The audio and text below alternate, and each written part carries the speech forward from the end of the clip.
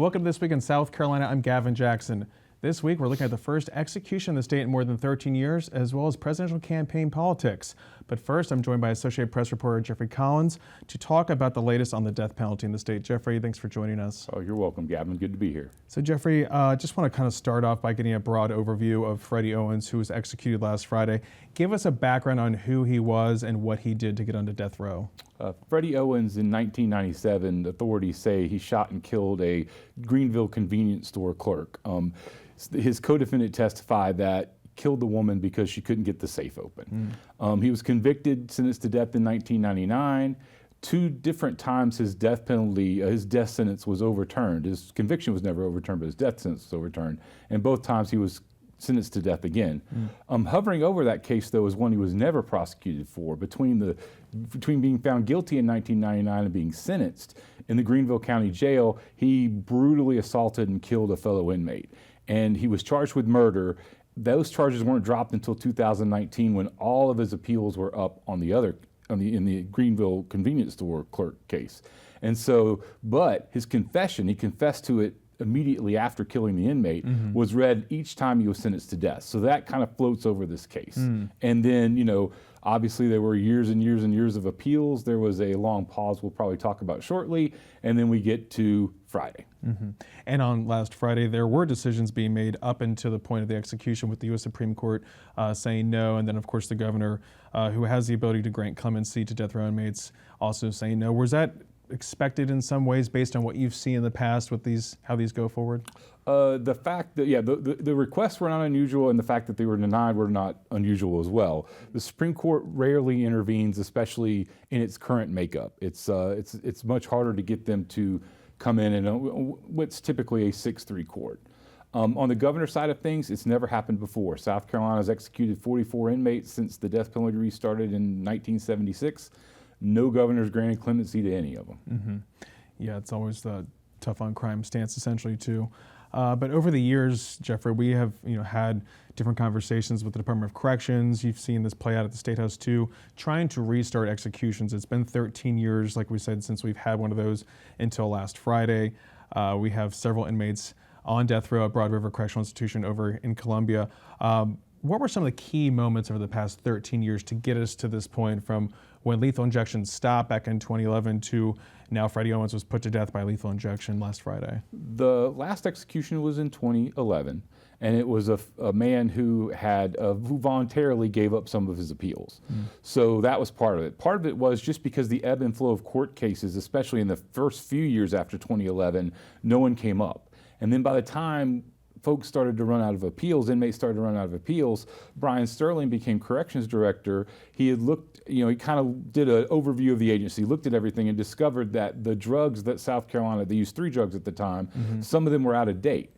And so, they're expired. So he went to look for new drugs. Well, by that point, the death penalty, atmosphere, so to speak, had come around where companies no longer sold prisons death penalty drugs that could be used in the death penalty. So once that happened, South Carolina couldn't buy it, and if the people they bought from were going to be made publicly known. So there was a fight for a few years to pass what's called the SHIELD law. That gives privacy to all sorts of areas of the death penalty, not just the, who supplies the death penalty drugs, but the names of anyone involved in executions are kept secret. The exact method involved is kept secret. We don't know how much drug is put into the inmate. All that kind of thing is kept secret. That was a key component. Along with the passage, they tried to work the firing squad in to give a choice to inmates, but that didn't quite satisfy the court. So essentially, what it had to get up to the SHIELD law point where the courts were satisfied, and we're at the point now where executions have restarted. And it's interesting that it took so long too, because the State House has always been solidly Republican, governors have been Republican too. This has been a priority to get things moving, so to speak, when it comes to upholding these sentences that were handed down by jury convictions, to actually uphold the rule of law here. So was it shocking that it took 13 years? I mean, we talked to Brian Sterling about it over and over again, to get that SHIELD law, which was so critical, after a bunch of other, options were put into place, including making the electric chair the default option if lethal injection drugs weren't available, and then the firing squad like you're talking about. Just the whole atmosphere around the death penalty has changed. I started at the Associated Press about 25 years ago, and there were death penalty trials all the time. I mean, South Carolina, after Freddie Owens was executed, has 31 inmates on death row. In 2011, I talked about that last execution. Double that. I think there may have been like 62, 63, somewhere in there, inmates on death row. And it's not because people left because they're executed. A number of them had their death sentences reduced. Some died of natural causes. But in that same period of time, only 3 inmates have been sent to death row, have been convicted and sentenced to death and sent to death row. And so, part of that is, like I said, it's an atmosphere thing, I think, part of it. And part of it is, I think, just they do a better job, defense attorneys do a better job of defending these clients. It used to be, in Freddie Owens' case, he had a public defender and he had someone from the private bar who pro bono works with him. It happened to be Senator Carl Allen. I mean, now instead, when you come up for a death penalty trial, you have lawyers that are trained and do nothing but these very serious cases that are going to be potentially capital cases. So they look at every nook and cranny of the case, and it becomes, if you're a prosecutor, you have to have your case very buttoned up to even get to that point. So it's just kind of a difference in how we look at the death penalty, I think, as a state to a certain extent. And Jeffrey, you were one of the 3 media representatives there watching in on the death chamber during the execution. You've covered several executions in the past. Was this, for lack of a better word, typical what you saw there? Obviously, there were some changes to how the drugs were administered since the last time. I should say the drug cocktail that was used since the last time that we had a lethal injection case. Tell us about what happened there, and then also what you observed, if it was any different than maybe what you've seen before. It was, the one key difference is it took longer. It seemed in my mind to take longer. I couch it a little bit because it was, 13 years since I had seen one. So, I mean, memories get a little hazy sometimes, but it seemed to take about twice as long as I recall to get to the point from which the execution starts to the point at which it looks like the inmate has stopped breathing. That seemed to, but as you call it, typical, yeah. I mean, I didn't see anything unusual. There was no obvious signs of distress or discomfort or pain, but the death penalty is a hard thing to determine that, right? Because Sure. I mean, how are we going to determine if the inmate feels pain? Well, you'd have to ask them, and you can't do that. So it's hard to tell if there's anything like that happening. But yes, I mean, there were, there's always indications and signs. There were, like I said, no grimacing, nothing like that. Freddie Owens and his lawyer, longtime lawyer, they had some interaction back and forth. There's a glass window, so it was more trying to mouth things back to each other and make gestures. But they had some interaction. But yes, in general, it wasn't all that much different from the other 8 I've seen, or the other 7 lethal injections I've seen. And that was a big moment there for Department of Corrections too, 13 years. I mean, there's a lot riding on this in terms of making sure things were in place. I mean, they were kind of scant with the details in terms of a lot of different things that you've been asking for, but that's under that SHIELD law too. So I guess, for lack of a better word, again, this kind of worked the way that they had planned it to, essentially.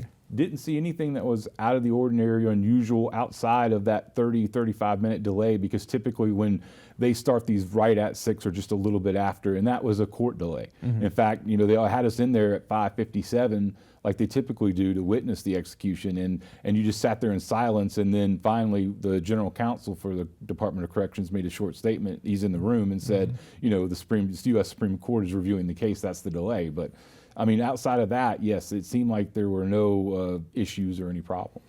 And Jeffrey, we have about a minute left. There have been a total of 5 executions, or set to be 5 executions across the country over the past week, starting with South Carolina last Friday, then Missouri and Texas this past Tuesday, and then Alabama and Oklahoma are set to hold executions today on Thursday. According to the AP, your news organization, this is kind of an anomaly. It's just a matter of how things work out.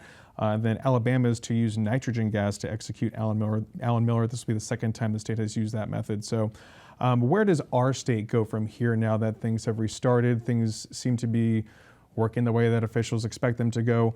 Are there other cases coming down? Are there other executions planned at this time? There are 5 other inmates who are out of appeals, and the state Supreme Court is allowing these executions to take place every 5 weeks if prison officials and the courts determine that works. So there will be, the next execution would be set up for October 25th, and then there'd be in 5-week intervals until we get about to the spring. Ultimately, each inmate will have a choice between lethal injection, electrocution, or firing squad. And if they don't make a choice, the default is electrocution. Yeah, and that firing squad, like we said, we're one of few states that have that now, and no one's chosen that. It's a matter of them, I guess, just determining how they wish to go at that point. Right. And there's the argument for the firing squad is it's the least, it has the least suffering involved because you're hit by 3 bullets in the heart if the aim is true. And I would not be surprised if somebody decides to take that route at some point, maybe even before this run of executions concludes. We'll definitely put South Carolina on the map for that. I would assume a lot of attention would come for something like that. So Jeffrey Collins, we'll be watching as this unfolds in the coming weeks and months. Thanks as always. You're welcome, Gavin. Joining me now to discuss the latest on presidential politics is Scott Huffman. He's a Winthrop political science professor and also the director of the Winthrop Poll at Winthrop University. Scott, thanks for joining us as always. My pleasure. So Scott, let's talk about swing states. We are less than 40 days away from the election on November 5th. The voter registration deadline in South Carolina is October 6th. Early voting starts here on October 21st. South Carolina went for Trump by an 8-point margin in 2020. In 2022, Republican Governor Henry McMaster defeated his Democratic opponent by 17 points. We are not a swing state. It's very obvious there. But we are wedged between 2 of the 7 battleground states. So tell us how we became this island. And I know we've talked about this before, but it's almost a matter of not if we become a swing state, but when. Well, of course, Georgia and North Carolina are both swing states. And the interesting thing about them, why they became swing states, has to do with the nature of their in-migration. People moving into North Carolina and Georgia are more likely to be moving into urban areas for jobs. So it's, blue voting people moving into blue voting areas.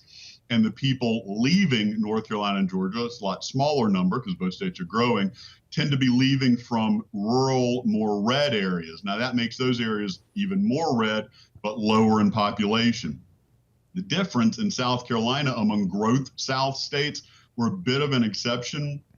A lot of the people moving into South Carolina are retirees moving to the coast. And so they bring conservative politics with them. So South Carolina's even move towards purple is slowed by that. A lot of these folks, came from up north, may have union pensions, but, very conservative politics come down here. And that has changed our purpleness, for lack of a better term, if we see greater movement into the Greenville, Columbia, Charleston areas over the next few years, we'll definitely start growing purple. We won't be a swing state anytime soon. Mm-hmm.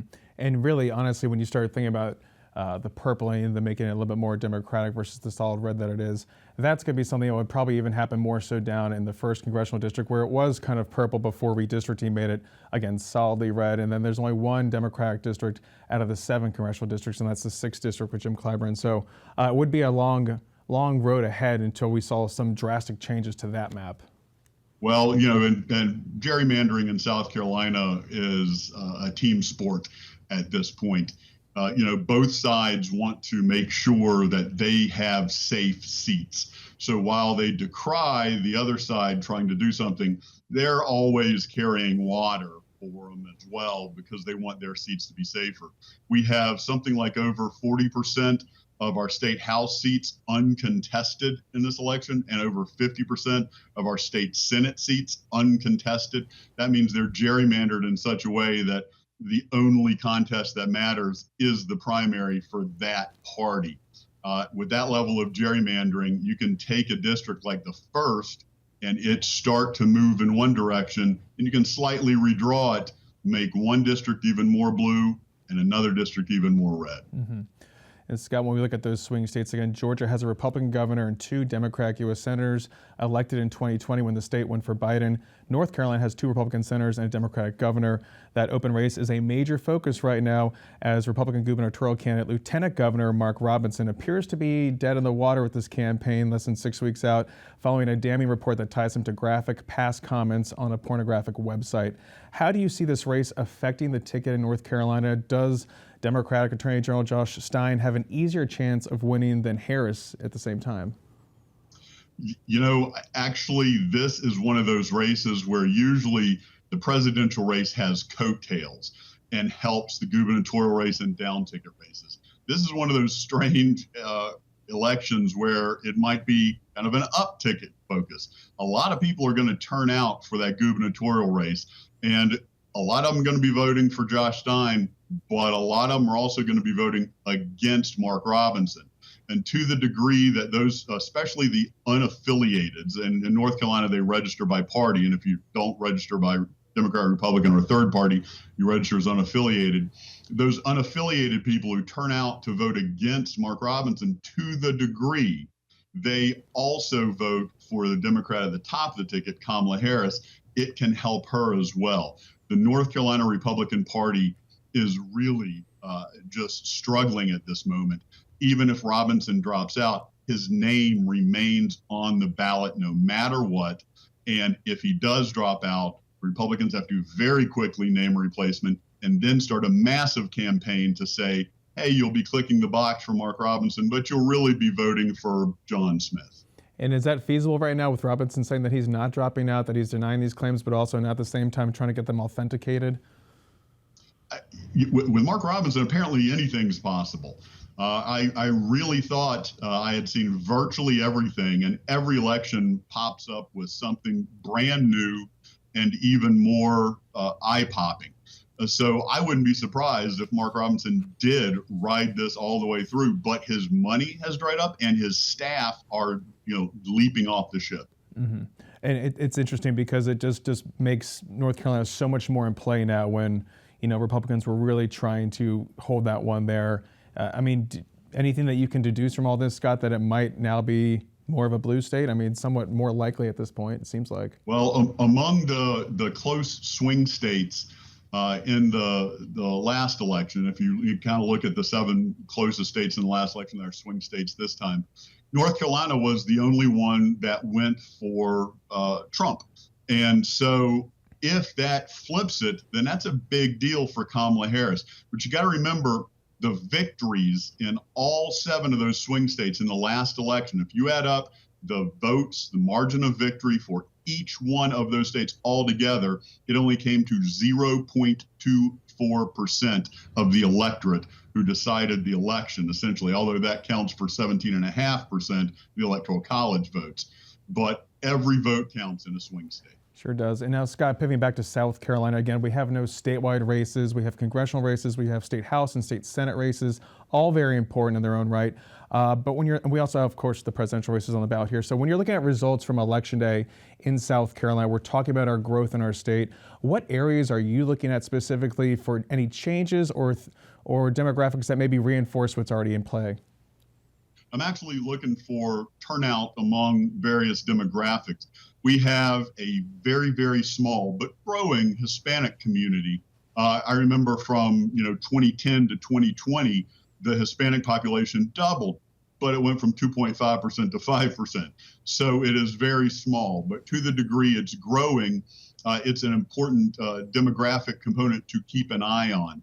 We have also seen a big change in how people turn out based on education. We learned that in the 2016 race about how polling now has to wait for education, WEIGHT, for education as well as other demographics. So looking to see kind of in exit polls how that kind of tumbles out. Also interested to see in counties and that have a extra sales tax penny for roads and how those play out and how changing demographics in some areas might affect more or less than other areas. Yeah, Scott, I was actually looking into all those different referendums. There's, billions of dollars on the ballot across the state, from the Low Country, Midlands up to the upstate, the conservative upstate, people who do really not want taxes. And now you have these referendums for folks to actually tax themselves, this extra penny, a lot of it going either for a school bond or just capital investments, water, sewer, infrastructure like that. Can you drill down on maybe the need for these versus just going the typical route and trying to get money through the State House? Or is that just maybe folks see this as the easiest way to get money for much needed projects? Well, frankly, they need to do all of the above. The Greenville-Spartanburg area is considered, one of the larger quote unquote inland ports. And so you need good roads, good infrastructure between there and the coast. Well, we in the state get most of our road and infrastructure money from gas taxes. Our gas taxes are not that high compared to, say, Georgia. And as we get better and better gas mileage cars, electric vehicles especially, and hybrid vehicles, they're using the roads way as much or more but aren't paying those gas taxes. So especially areas that are highly dependent on in and outgoing traffic, they need to make sure those roads are in good shape. Those bridges won't collapse. And so it's now up to the counties if the state won't find a way to come up with the money. Mm-hmm. And Scott, let's pivot to polling, one of your favorite topics, because you do direct the Winthrop poll. Everyone's glued to polls, national polls, battleground state polls of polls. What do you look for when there's a new poll out? How do you deduce one that's maybe a little bit more valid than others? Well, first off, if the polling outfit is a member of the American Association of Public Opinion Research Transparency Initiative, then they've had to go through a number of elements that have to be publicly shown as that what their methodology is. Problem is, it takes you 15 clicks to find the methodology from a news story. Some news organizations, CNN is one of them, has a list even more extensive than that you have to prove your poll is up to standards before it gets in. Problem with aggregators like 538 is, in general, their top polls are really, really good. But they can occasionally be gamed by bad polls. And that happened in 2022 with one poll that was a partisan poll systematically off by 7.5% on average, and made people mistakenly believe in the red wave that wasn't. So when you're looking for a good poll, let me tell you, news organizations might get it wrong, but they're doing their best to get good methodology. Academic polls may get it wrong, but they are doing their best to get solid methodology. And again, trends are interesting in national polls, but as we all know, you can win the national vote and lose the presidency. It's time to start focusing a lot more on polls in those swing states. And they're also very close too. And some of the top issues that we saw in the NBC News poll that came out recently was inflation and cost of living is the top issue for voters. Threats to democracy follows. Immigration, the situation on the borders third, and jobs in the economy. So pretty evenly split there when it comes to a multitude of issues. And of course, the economy is in pretty good shape, according to what we heard from Joy Von Nessen last week. But I want to talk more about money here, Scott, with about 3 minutes left. The Harris campaign is raising big money and spending it. On average, $7.5 million a day in August compared to $2.6 million a day on average for Trump. That's according to Bloomberg.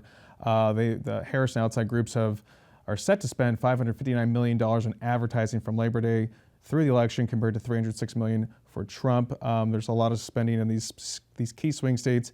And then, of course, Harris is also sending $24.5 million to House, Senate, and state party committees to aid Democrats in down ballot races. Trump is not doing that, though he has previously done that before. So what do you make of all this money being thrown out here right now and this level of spending in the final 6 weeks? Well, with Trump's family members now in charge of the National Republican Committee, virtually all that money can go wherever Trump wants it to go, and he's not wanting it to go to the down ticket races. Down ticket races are going to be key because there are certain House races that Democrats think they can flip, and they talk about maybe even taking over the House, but I think they can get it close. And there's certain Senate races that are hypercritical to the Democrats if they're going to keep control of the Senate. Harris's spending has to counteract the deflation that came from, okay, thank goodness it's no longer Joe Biden. We love Harris. And then there's a little bit of deflation. She's got to remind people who she is and who she's running against to make sure that any bump she got in the polls stays there and any drop that Trump is seeing in the polls continues. So she has got to keep herself in front of all the candidates. And it takes a minimum of 3+ times for an ad to burn in to your memory. It used to be the fact that negative ads had very little impact. Now they do, but it has more impact on turning out the base than anything else. And that's what both sides are looking to do, and then convert that tiny little 3% who might be persuadable. And Scott, we have a few minutes left here, and I want to ask you about political violence. Robert Pape had an article in Foreign Affairs titled "Our Own Worst Enemies," looking at American political violence. looking at this and talking about, in 1990, 76% of the U.S. population identified as white. In 2023, the U.S. Census Bureau put that figure just over 58%, and by 2045, that should dip to 50%. He says that these changes have led to rising anger among conservatives, many of whom see increased ethnic diversity as an existential threat to their way of life. So when we see assassination attempts, when we see riots, when we see bombers, the MAGA bomber was only a couple years ago, as well as foreign influence and homegrown misinformation feeding into all this, how worrisome is the scene right now in American politics in 2024 going into November 5th? Well, it is concerning. I would hearken back to January 6th, where domestic terrorists tried to, invade Congress and stop them from acting. And anybody who has a problem with that phrase needs to Google the term domestic terrorism. It literally meets the definition. And so we could possibly see even more than that. When people feel like they're losing their voice, that their efficacy, their sense that they matter is shrinking, some people will push the envelope. Now, again, it's not the majority of people, but it doesn't take a majority of people with their hands on a trigger or putting out a bomb. It's just a few people that can wreak havoc across the country. So that definitely is something to keep an eye on and to worry about. It's not going to be that, just tens of thousands of people are going to do this, but hundreds of thousands and millions could be affected by the handful who do resort to violence. Mm-hmm. And we're going to leave it there with Winthrop University political science professor Scott Huffman. Scott, thanks for joining us. My pleasure. And thank you for joining us this week. That's it for us here. For South Carolina ETV, I'm Gavin Jackson. Be well, South Carolina.